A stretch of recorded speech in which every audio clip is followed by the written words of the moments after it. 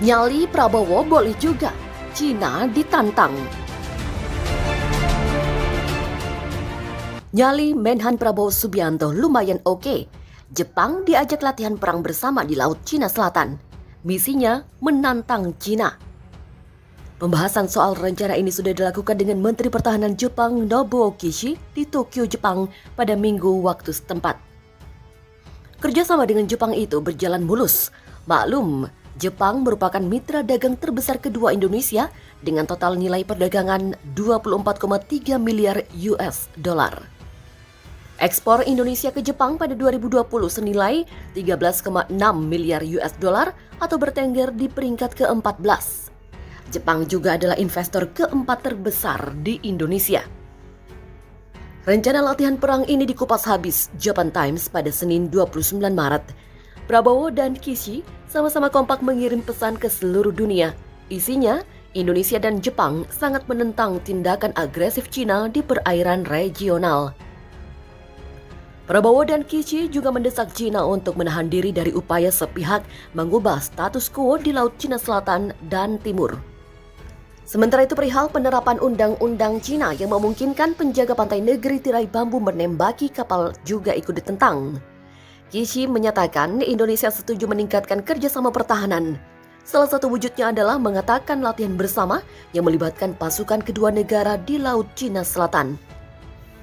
Pertemuan bilateral ini menjadi bagian dari kunjungan kerja Prabowo bersama Menteri Luar Negeri Retno Marsudi ke Jepang.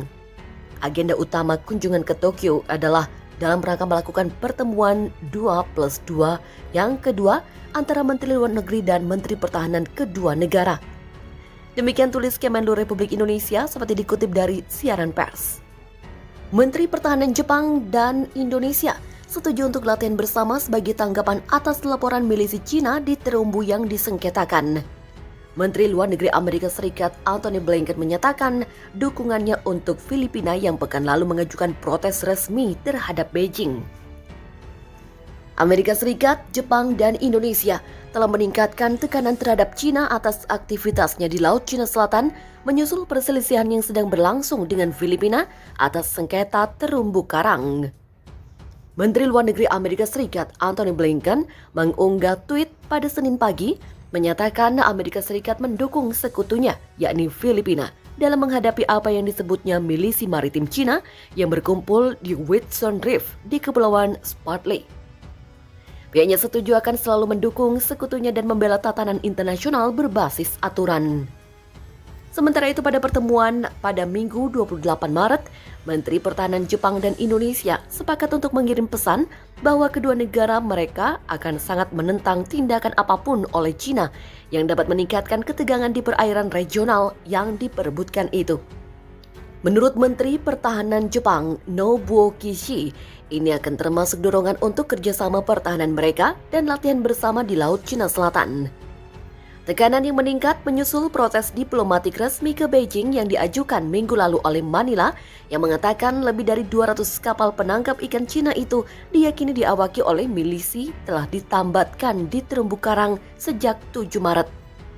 Beijing telah membantah keberadaan milisi maritim, tetapi menegaskan kembali klaim Cina atas terumbu tersebut. Dalam pernyataan yang dikeluarkan, Menteri Pertahanan Filipina, Delvin Lorenzana mengatakan pesawat akan dikirim setiap hari untuk memantau situasi. Dan militer juga akan meningkatkan kehadiran angkatan lautnya dengan patroli kedaulatan untuk melindungi nelayan Filipina. Terumbu karang yang dimaksud juga diklaim oleh Vietnam yang menyebutnya Da Badao. Hanoi mengatakan kapal-kapal Cina itu telah melanggar kedaulatannya. Pengadilan Internasional di Den Haag pada 2016 lalu mendukung klaim Filipina atas terumbu karang sebagai bagian dari zona ekonomi eksklusifnya, sebagaimana ditentukan oleh Konvensi Perserikatan Bangsa-Bangsa tentang Hukum Laut atau UNCLOS. Namun keputusan itu ditolak oleh Beijing yang mengklaim lebih dari 90% Laut Cina Selatan yang disengketakan.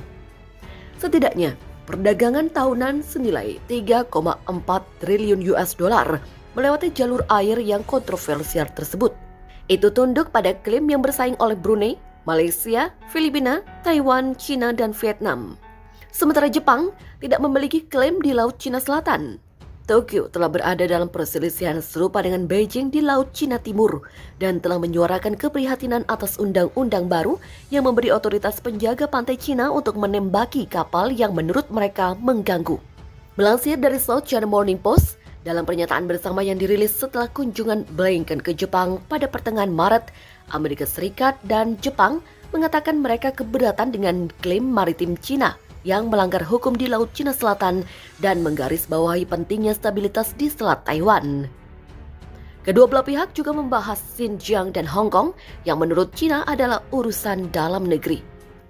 Sementara itu, Kang Lin, Wakil Direktur Institut Nasional Cina untuk Studi Laut Cina Selatan mengatakan kepada South China Morning Post, tekanan terhadap Beijing atas Laut Cina Selatan akan terus meningkat seiring Amerika Serikat membangun kembali aliansinya di wilayah tersebut di bawah Presiden Joe Biden. Masalah Laut Cina Selatan jelas bukan salah satu yang diidentifikasi oleh pemerintahan Biden sebagai salah satu bidang kerjasama dengan Cina. Ini diklasifikasikan sebagai area persaingan atau perlawanan. Berbeda dari pendekatan sepihak Donald Trump, Biden mengadopsi pendekatan keroyokan dengan sekutunya. Setiap kali sekutu menghadapi tantangan, Amerika Serikat akan memanggil temannya untuk menekan Cina. Oleh karena itu, Cina diperkirakan akan menghadapi tekanan yang lebih besar di Laut Cina Selatan dibandingkan saat pemerintahan Trump. Fakta pada pertemuan 2+2 dengan kekuatan regional tersebut akan menjadi simbol yang kuat dalam front persatuan melawan Cina. Jepang berharap untuk menandatangani perjanjian dengan Indonesia untuk membuka jalan bagi ekspor alutsista di tengah meningkatnya aktivitas Cina di Laut Cina Selatan. Menteri Luar Negeri dan Pertahanan dari kedua negara dijadwalkan bertemu dalam pembicaraan 2+2 hari itu untuk menyegel kesepakatan bersama.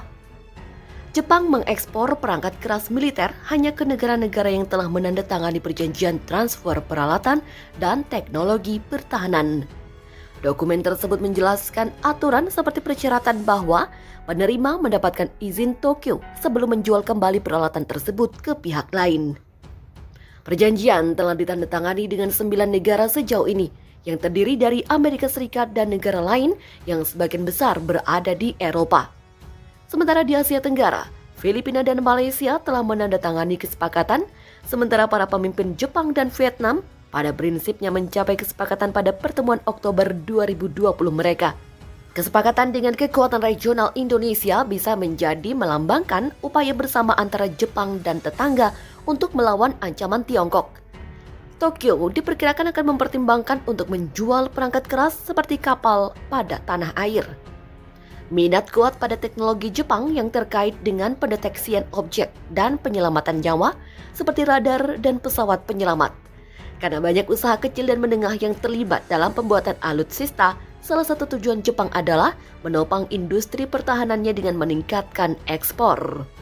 Dulu, Jepang melarang ekspor semua alutsista. Ini sebagian mencabut larangan pada 2014 dengan menetapkan 3 prinsip. Melarang ekspor ke negara-negara yang terlibat konflik, mengizinkan ekspor yang berkontribusi pada perdamaian dan keamanan Jepang, dan membutuhkan persetujuan Tokyo untuk dijual kembali ke negara lain. Kesepakatan transfer alutsista dan teknologi menjadi dasar hukum untuk memastikan penerimanya mengikuti 3 prinsip tersebut. Menteri Pertahanan Nobuo Kishi bertemu dengan mitranya dari Indonesia Prabowo Subianto pada minggu ini. Kishi mengatakan kepada Prabowo, undang-undang baru Cina yang secara eksplisit memberikan kekuasaan luas kepada penjaga pantai dan menegaskan status kuasa militernya bermasalah terkait dengan hukum internasional. Kedua belah pihak sepakat untuk mempertahankan dan memperkuat tatanan maritim yang bebas dan terbuka, serta mengadakan latihan bersama di Laut Cina Selatan.